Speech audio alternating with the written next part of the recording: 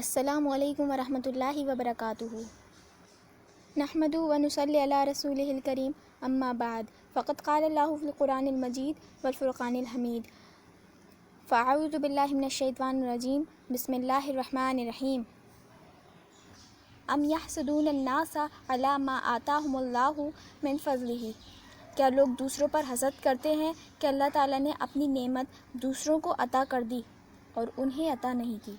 اگر اللہ نے کسی کو کوئی اپنے فضل سے کوئی نعمت عطا فرمائی تو دوسروں کو اس پر حسد نہیں کرنا چاہیے، کیونکہ یہ اللہ کا فضل ہے، وہ جس پر چاہتا ہے فضل فرماتا ہے۔ حسد کیا ہے؟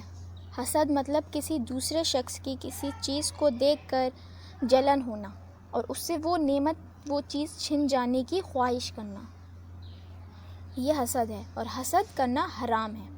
اللہ کے رسول صلی اللہ علیہ وسلم نے ارشاد فرمایا کہ حسد سے بچو، اس لیے کہ حسد انسان کی نیکیوں کو اس طرح کھا جاتا ہے جس طرح آگ لکڑی کو یا سوکھی گھاس کو کھا جاتی ہے۔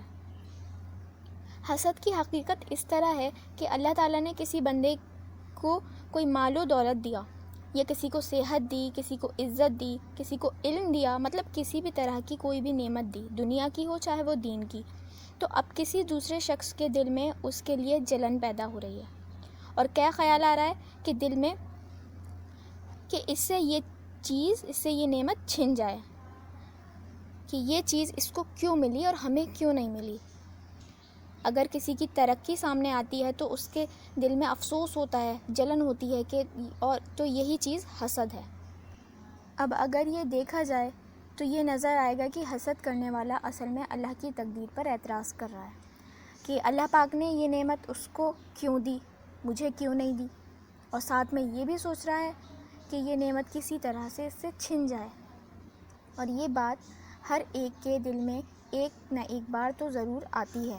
اگر ہم اپنے معاشرے میں، اپنی سوسائٹی میں، اپنے آس پاس دیکھیں تو یہ حسد کی بیماری ہر جگہ پھیلی ہوئی ہے، اور بہت ہی کم اللہ کے بندے ایسے ہیں جو اس بیماری سے بچے ہوئے ہیں، ورنہ کسی نہ کسی وجہ سے حسد، جیلسی ہر کسی کے دل میں آ ہی جاتی ہے، اور اس سے بچنا فرض ہے۔ اب کئی بار ایسا ہوتا ہے کہ کسی دوسرے کی کسی چیز کو دیکھ کر دل میں یہ خیال آتا ہے کہ یہ چیز ہمیں بھی مل جائے، جو سامنے والے کے پاس جو نعمت ہے وہ نعمت ہمارے پاس بھی آ جائے۔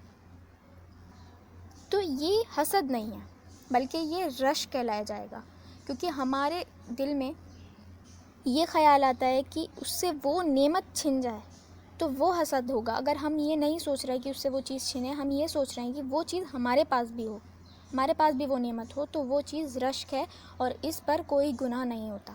اور عربی میں اس رشک کو غبطہ کہتے ہیں۔ جیسے کسی شخص کا کوئی مال اور دولت دیکھ کر خیال آئے کہ جیسے اس شخص کے پاس مال دولت ہے ویسے ہی ہمارے پاس آ جائے یا اس سے زیادہ ہو جائے، تو وہ حسد نہیں کہلایا جائے گا، وہاں رشک ہوگا۔ اور اگر کوئی دین کے معاملے میں رشک کرتا ہے کہ اس شخص کے پاس دین ہے، میرے پاس بھی اس شخص یا اس سے زیادہ علم آ جائے، تو اس پر گناہ نہیں ہوگا، بلکہ اس رشک کے اوپر ثواب بھی ملے گا، کہ دین کی باتوں میں رشک کرنے پر ثواب ملے گا۔ اللہ پاک ہمیں حسد جیسی بری بیماری سے بچائے، اور مجھے کہنے سے زیادہ اور آپ کو سننے سے زیادہ عمل کی توفیق عطا فرمائے۔ وآخر دعوانا ان الحمد للہ رب العالمین۔ السلام علیکم ورحمۃ اللہ وبرکاتہ۔